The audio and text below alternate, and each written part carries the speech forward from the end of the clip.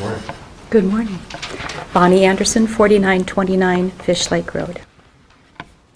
Today, I would like to remind you of the St. Louis County Planning and Zoning meeting on May 14th, 2020, whereby LTI was granted a cup for the 6464 Friedenberg Lake Road pit. And may I also remind you that this was the second public meeting concerning this cup, because it was pointed out by an attendee that all residents within the required quarter-mile radius were not informed of this application. Already a potential violation of criteria concerning the granting of cup applications. A motion was made and seconded to deny the cup without prejudice until an ARDC meeting, or study, was completed. This motion was squelched by a commissioner stating repeatedly a dangerous precedent would be set were this cup not approved. The precedent being, quote, if something isn't right that we're doing, run to the board, get a moratorium put on, thus essentially giving townships that choose not to do their own planning and zoning veto authority. Why would it be a dangerous precedent for a township to have veto authority?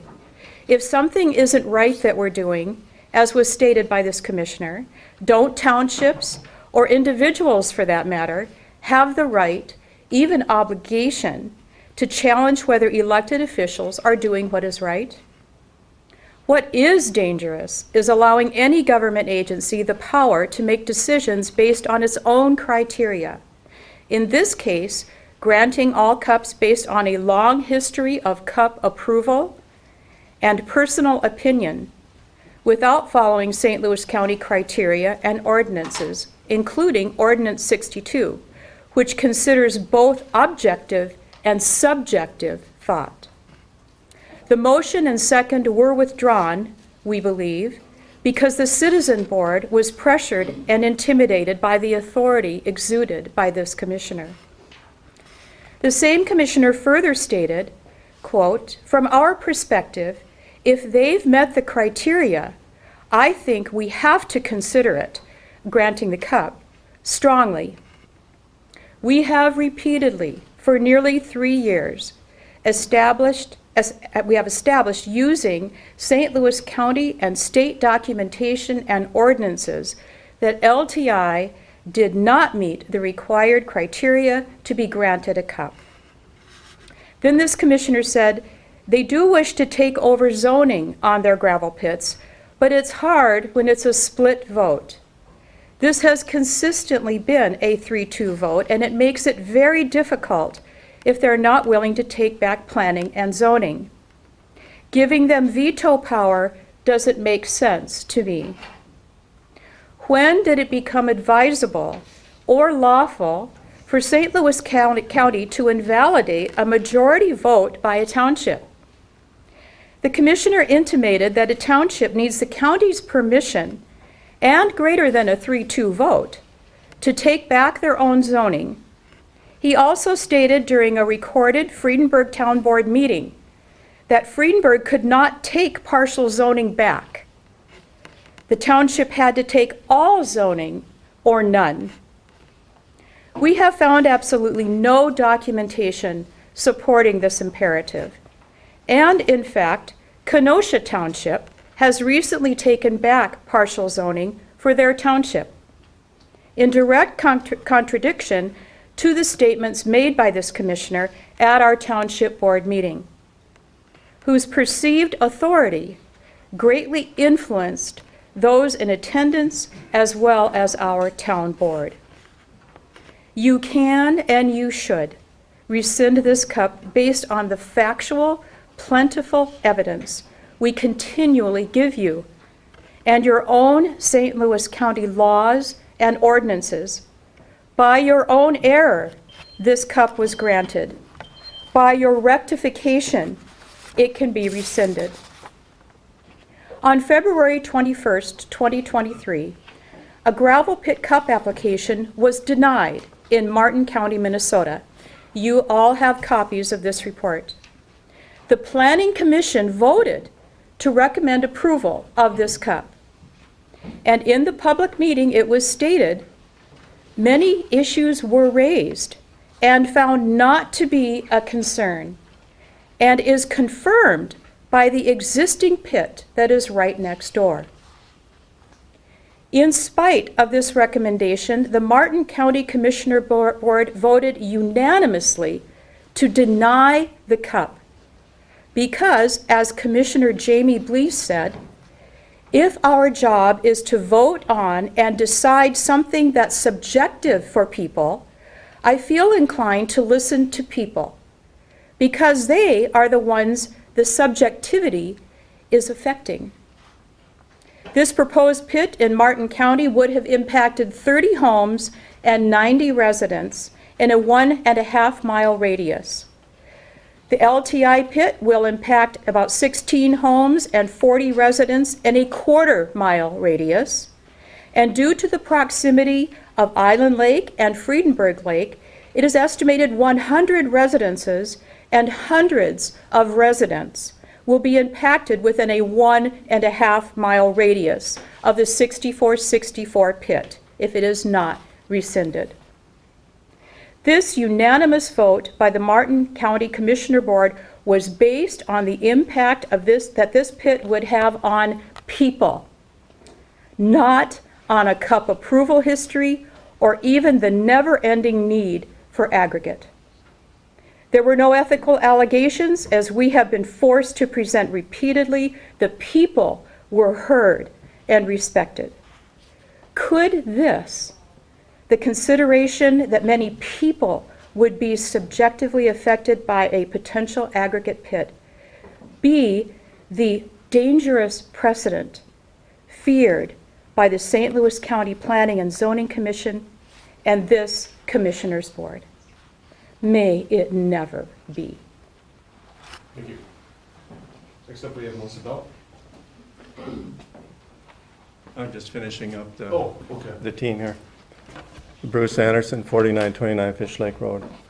And with that being said, then you casually reappoint said commissioner to the Planning Commission again.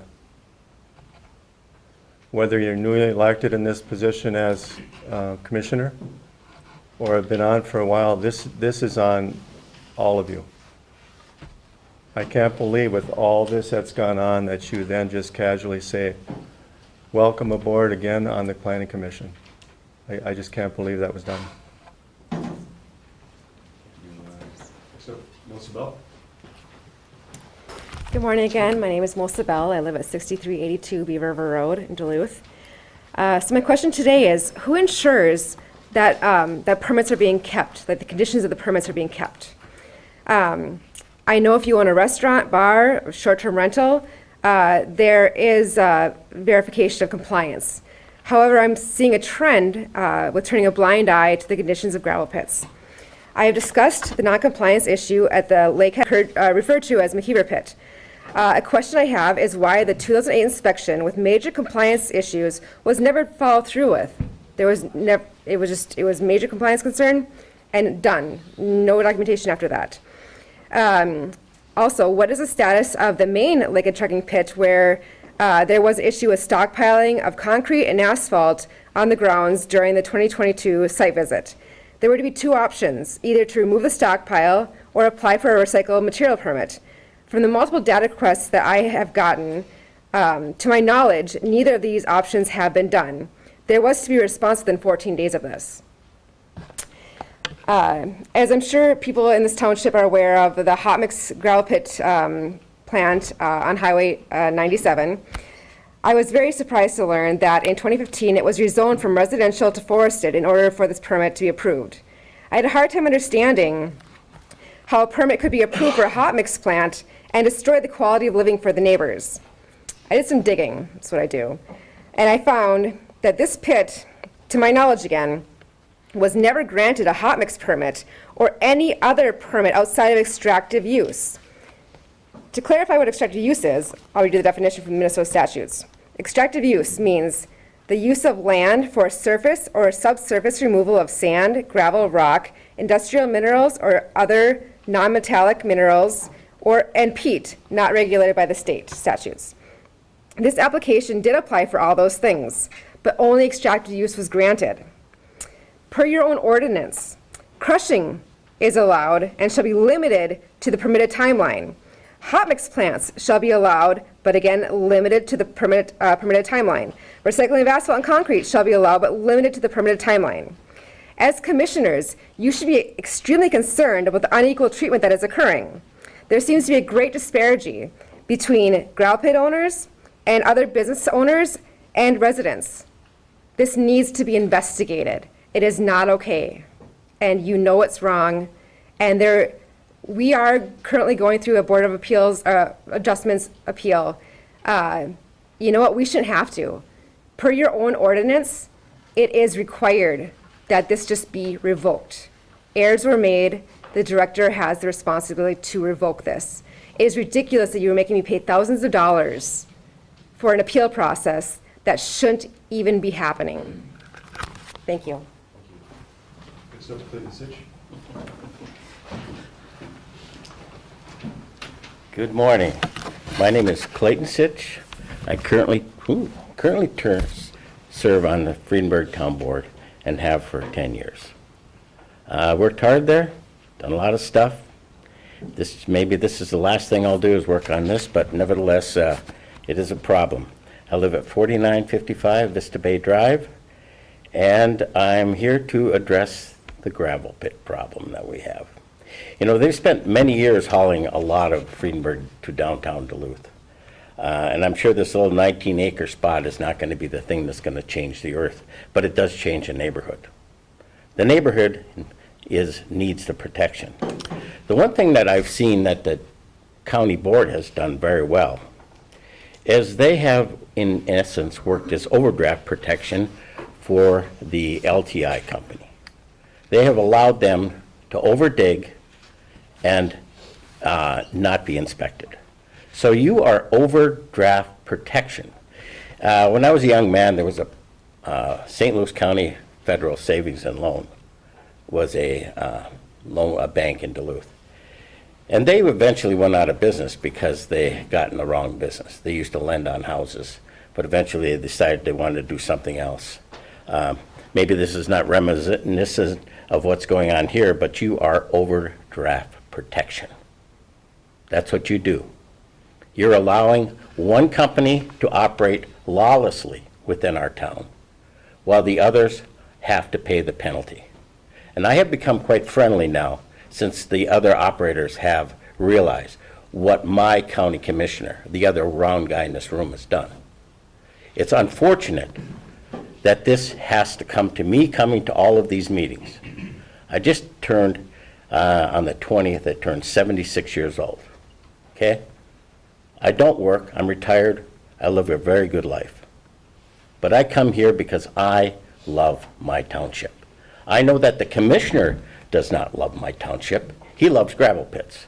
I don't think he has done one thing to talk to any of the residents. He has only talked to the industry. Mr. Chair. And I find it, I'm going to ask that comments are addressed to this board. Please do. And they've been around this long enough to know the rules. They continually violate, Mr. Chair. Mr. Sitch, can we correct that? I feel so sorry for Mr. Nelson that I've addressed you in these comments. Anyway, so you as a collective board and the government here have allowed this to happen and will continue. It must be a wonderful conversation that you have to say that we are going to not inspect 2 gravel pits, but we're going to inspect everybody else. How did that conversation go? Were any of you part of it? We're going to say we inspected it. We'd have one parcel code number on each one, but we didn't walk any further. We didn't go farther into that, but we could see everything that was being a problem. But we don't have any paperwork. I question your authority when you decide that you don't want to have paperwork. I'm sure Mr. Nelson at the end of this day will have a comment to make, but I appreciate it. And I do apologize for mentioning your name again in vain. Thank you. All right, is there anyone else that would like to speak to the board on items not on the agenda? I have a point of clarification just for future speakers. I understand that the public can't just address specifically, I'm talking to Commissioner Grimm, but votes that I make and things that I say are on the record and are on the record for each of us. So I don't believe the intent of our rule here has or has ever been that the public cannot state facts about what happens on a commission or, actions that were taken by a specific commissioner. That would seem to cross the line to me. So I just want to make that clarification. Is there anyone else that would like to speak? Please.